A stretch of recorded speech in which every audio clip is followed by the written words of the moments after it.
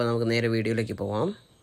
ഇന്നത് കുറച്ച് നല്ല കൂന്തൽ കിട്ടിയിട്ടുണ്ട്, നല്ല ഫ്രഷ് കൂന്തൽ കിട്ടിയേക്കുന്നുണ്ട്. അപ്പോൾ ഇന്ന് നമുക്ക് കൂന്തൽ റോസ്റ്റാണ് ഉണ്ടാക്കാൻ പോകുന്നത്. അപ്പോൾ കൂന്തൽ നമുക്ക് ആദ്യം ഒന്ന് കട്ട് ചെയ്തെടുക്കാം. കട്ട് ചെയ്യാനായിട്ട് നമ്മൾ കൂന്തൽ 1/4 കിലോ കൂന്തലാണ് മേടിച്ചിരിക്കുന്നത്. അപ്പോൾ ചെറിയ ചെറിയ പീസുകളായിട്ടാണ് ഞാൻ ഇപ്പോൾ കട്ട് ചെയ്യുന്നത്. ചെറിയ ചെറിയ പീസുകളായിട്ട് അത് വേവാൻ എളുപ്പത്തിന് വേണ്ടിയിട്ടാണ് നമ്മളിപ്പോൾ ചെറുതായിട്ട് കട്ട് ചെയ്യുന്നത്. കട്ട് ചെയ്യുന്നതിന് മുമ്പ് നമ്മൾ കൂന്തലൊന്ന് ഉപ്പ് വെള്ളത്തിലും ഇച്ചിരി വിനാഗിരിയും യൂസ് ചെയ്ത് വാഷ് ചെയ്യുന്നത് എപ്പോഴും നല്ലതായിരിക്കും. എന്നിട്ട് ഡ്രൈ ചെയ്തെടുത്തതിന് ശേഷം വേണം നമുക്കത് കട്ട് ചെയ്തെടുക്കാൻ. അപ്പോൾ നമുക്ക് കുറച്ച് ഐസ് ഒന്ന് ഫ്രിഡ്ജിലെടുത്ത് വെക്കുക എന്ന് ചെയ്ത് കഴിഞ്ഞാൽ നല്ലതായിരിക്കും. അപ്പോൾ ഇച്ചിരി നമുക്ക് നല്ല സ്റ്റിഫായിട്ട് കിട്ടുന്നതായിരിക്കും പീസസ്. ചെറിയ ചെറിയ പീസായിട്ട് എടുക്കുക. ഇപ്പോൾ കൂടുതൽ നമ്മുടെ മസാല എല്ലാം അതിലേക്ക് ഡ്രൈ ആയിട്ട് പിടിക്കാൻ വേണ്ടിയിട്ടാണ്. ഇപ്പോൾ ഇന്ന് ഞാനിത് മസാല മാരിനേറ്റ് ചെയ്യുന്നില്ല. സോ ഇതിനകത്ത് നമ്മൾ നേരെ സവാള, ചെറുള്ളി, ആദ്യം സവാള നമുക്ക് ചെറുതായിട്ട് കട്ട് ചെയ്തെടുക്കാം. ഇത് ചെറിയ ചെറിയ പീസുകളായിട്ടാണ് ഞാൻ കട്ട് ചെയ്യുന്നത്. സവാള നമുക്ക് അധികം എടുക്കാതിരിക്കുന്നതായിരിക്കും നല്ലത്. ഞാനിപ്പോൾ എടുക്കുന്നത് ഒരു പീസിൻ്റെ പകുതിയാണ് എടുക്കുന്നുള്ളൂ. കാരണം സവാള നമ്മൾ അധികം ആഡ് ചെയ്താൽ അതൊരു മധുരം കൂടുന്നതാണ്. ചെറുള്ളി എത്രത്തോളം കൂട്ടാൻ പറ്റുമോ അത്രത്തോളം കൂട്ടിയെടുക്കുക. പിന്നെ വേണ്ടത് വെളുത്തുള്ളിയാണ് നമുക്ക് വേണ്ടത്. വെളുത്തുള്ളി ചതച്ച് ചെറിയ ചെറിയ കഷ്ണങ്ങളായിട്ട് എടുക്കുക. ഇപ്പോൾ വെളുത്തുള്ളി നമ്മൾ ചതച്ച് ചെറിയ ചെറിയ കഷ്ണങ്ങളാക്കി എടുക്കുമ്പോൾ അതിൻ്റെ ഉള്ള ജ്യൂസ് അതിൻ്റെ സത്ത് പുറത്തു പോകാത്ത രീതിയിൽ വേണം നമ്മൾ ചതച്ചെടുക്കാനായിട്ട്. ചെറുതായിട്ട് ക്രഷ് ചെയ്തതിന് ശേഷം വേണം നമ്മൾ ചെറിയ ചെറിയ പീസായിട്ട് എടുക്കുക. ഞാൻ ഇച്ചിരി വലിയ പീസായിട്ടാണ് ഇഞ്ചി കട്ട് ചെയ്തെടുത്തിരിക്കുന്നത്. ഇനി 4 കഷ്ണം ചെറിയ ഉണ്ടമുളകാണ് ഞാൻ എടുത്തിരിക്കുന്നത്. ഇനി നമുക്ക് പാൻ തവയിൽ വെച്ചതിന് ശേഷം ഫ്രൈ ചെയ്യാനായിട്ടുള്ള ഇത് ചെയ്യാം. ലേശം എണ്ണ ഒഴിക്കുക. ആവശ്യത്തിനനുസരിച്ച് വേണം നമ്മളെപ്പോഴും എണ്ണ യൂസ് ചെയ്യാനായിട്ട്. അതിപ്പോൾ മസാലയാണെങ്കിൽ പോലും നമുക്ക് നമ്മുടെ ആവശ്യത്തിനനുസരിച്ച് വേണം എടുക്കാനാണ്. ഞാനിപ്പോൾ എടുത്തിരിക്കുന്നത് 1/4 കിലോയാണ്. അപ്പോൾ ഞാൻ എൻ്റെ അളവിനനുസരിച്ചാണ് എടുത്തിരിക്കുന്നത്. ഇപ്പോൾ ആദ്യം നമുക്ക് കുറച്ച് കടുക് ഇട്ട് കൊടുക്കാം. കടുകിട്ട് പൊട്ടി വരുന്നവരെ നമുക്കൊന്ന് വെയിറ്റ് ചെയ്യാം. അതുവരെ ഹൈ ഫ്ലെയിമിൽ തന്നെ വെക്കുക. എപ്പോഴും മസാല ചേർക്കുമ്പോഴും നമ്മൾ ശ്രദ്ധിക്കേണ്ട കാര്യമാണെന്ന് പറഞ്ഞാൽ മസാല എപ്പോഴും നമ്മൾ കുറേശ്ശെ ആഡ് ചെയ്ത് കൊടുത്തതിന് ശേഷം വേണം നമ്മളെപ്പോഴും ചെയ്യാൻ. അപ്പോഴാണ് നമ്മുടെ അളവിനനുസരിച്ചുള്ള ടേസ്റ്റ് മസാല അതിനകത്ത് പിടിക്കത്തുള്ളൂ. ഇപ്പോൾ നമുക്ക് ഫസ്റ്റ് സവാള ആഡ് ചെയ്ത് കൊടുക്കാം.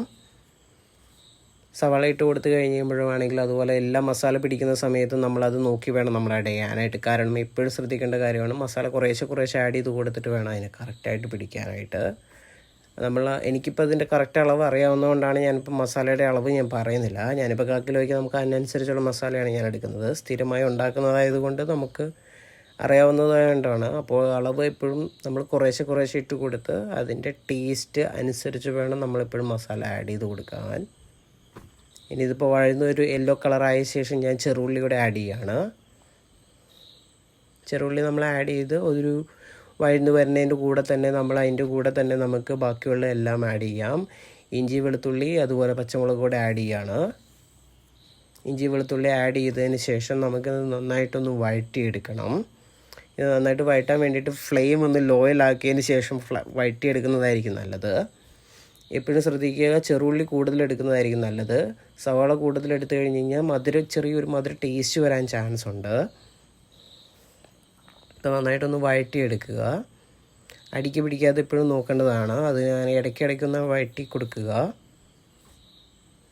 വഴറ്റുമ്പോൾ എപ്പോഴും കണ്ടോ ഇപ്പോൾ ഇനി എണ്ണ വരെ കുറച്ചായിട്ടുണ്ട്.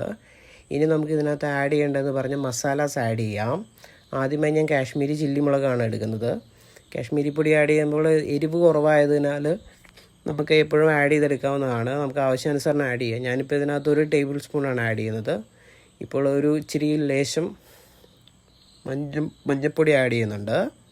നന്നായിട്ടൊന്ന് ഇളക്കി കൊടുക്കുക. അതിൻ്റെ പച്ചമണം മാറുന്ന വരെ നമ്മളൊന്ന് ഇളക്കി കൊടുക്കണം. അപ്പോഴാണ് ആ മസാലയുടെ കറക്റ്റ് ടേസ്റ്റ് അതിനകത്ത് പിടിക്കുകയുള്ളൂ. സ്മെല്ല് മാറുമ്പോൾ നമുക്കറിയാം. ഇപ്പോൾ സ്മെല്ല് മാറി വന്നപ്പോൾ ഞാൻ ഇച്ചിരി കൊറിയൻഡർ പൗഡർ, അതായത് മല്ലിപ്പൊടി ആഡ് ചെയ്യുകയാണ്. മല്ലിപ്പൊടി ചെറിയ കണ്ടെയ്നറിലാണ് ഞാൻ വെക്കാറ്. ഇതിപ്പോൾ പുതിയ പാക്കറ്റ് ആയതുകൊണ്ട് പൊട്ടിച്ച് ഇടാൻ സമയമില്ലാത്തതുകൊണ്ടാണ് ഇതിനകത്തുനിന്ന് തന്നെ ഇടുന്നത്. എപ്പോഴും നോക്കിയത് തന്നെ ഇടുക. കുറേശ്ശെ ഇട്ടിട്ട് വേണം നമ്മളെപ്പോഴും മസാല കറക്റ്റ് ചെയ്യാൻ. മസാല കൂടിപ്പോയാൽ കുഴപ്പമാണ്. കുറഞ്ഞിരിക്കുന്നത് എപ്പോഴും നമുക്ക് കറക്റ്റ് ചെയ്യാൻ സാധിക്കും. നന്നായിട്ട് ഇളക്കി കൊടുക്കുക. നന്നായിട്ട് വഴറ്റിയെടുക്കുമ്പോൾ എപ്പോഴും ചെറിയ സ്ലോ ഫ്ലെയിമിൽ തന്നെ വഴറ്റിയെടുക്കാൻ ശ്രമിക്കുക. അപ്പോൾ മസാല കത്തിപ്പോവാതിരിക്കും. അപ്പോൾ എപ്പോഴും നമ്മൾ നന്നായിട്ട് തന്നെ ചെറിയ ലോ ഫ്ലെയിമിൽ തന്നെ വഴറ്റിയെടുക്കുക മാക്സിമം. ഇപ്പോൾ വഴറ്റി വന്ന ഇതിലേക്ക് നമുക്ക് കൂന്തൽ ആഡ് ചെയ്ത് കൊടുക്കാം. കൂന്തലിൻ്റെ തലയും കൂടെ ഞാൻ ആഡ് ചെയ്തിട്ടുണ്ട്. തല ഞാൻ എടുത്തിട്ടുണ്ട്. തലയ്ക്ക് നല്ല ടേസ്റ്റാണ്, അതുകൊണ്ടാണ് ഞാൻ തലയും കൂടെ എടുത്തിരിക്കുന്നത്. അപ്പോൾ ഇത് നമുക്ക് മസാല ഇതിലേക്ക് കൂന്തലിലേക്ക് നന്നായിട്ട് മിക്സ് ചെയ്ത് കൊടുക്കണം. എപ്പോഴാണ് ഇതിൻ്റെ മസാല ഫ്ലേവേഴ്സ് അതിലേക്ക് പിടിക്കുകയുള്ളൂ.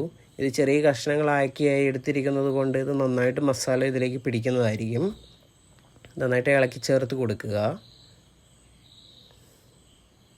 നന്നായിട്ട് മിക്സായി വന്നത് കഴിഞ്ഞ് കഴിയുമ്പോൾ ഇതിലേക്ക് നമുക്ക് വേണമെങ്കിൽ കുറച്ച് നാരങ്ങ നീരോടെ മിക്സ് ചെയ്ത് കൊടുക്കാം. ഞാൻ നാരങ്ങ നീര് കൊടുക്കുന്നില്ല, ഞാൻ ഇച്ചിരി വെള്ളം ഒഴിക്കുന്നുണ്ട്.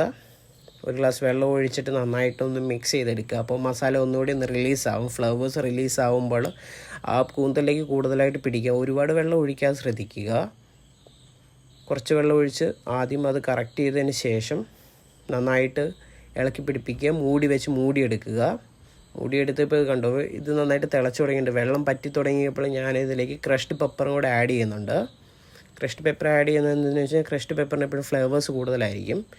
ഇതിപ്പോൾ നന്നായിട്ട് വെള്ളം പറ്റി എണ്ണ തെളിഞ്ഞിട്ടുണ്ട്. ഇതിപ്പോൾ നന്നായിട്ടൊന്ന് ഇളക്കിയെടുക്കാം. ഇതൊന്ന് ഇളക്കിയെടുക്കേണ്ടതാണ്. കണ്ടോ ഇതിപ്പോൾ നല്ല ശരിക്കും റോസ്റ്റ് ആയിട്ടുണ്ട്.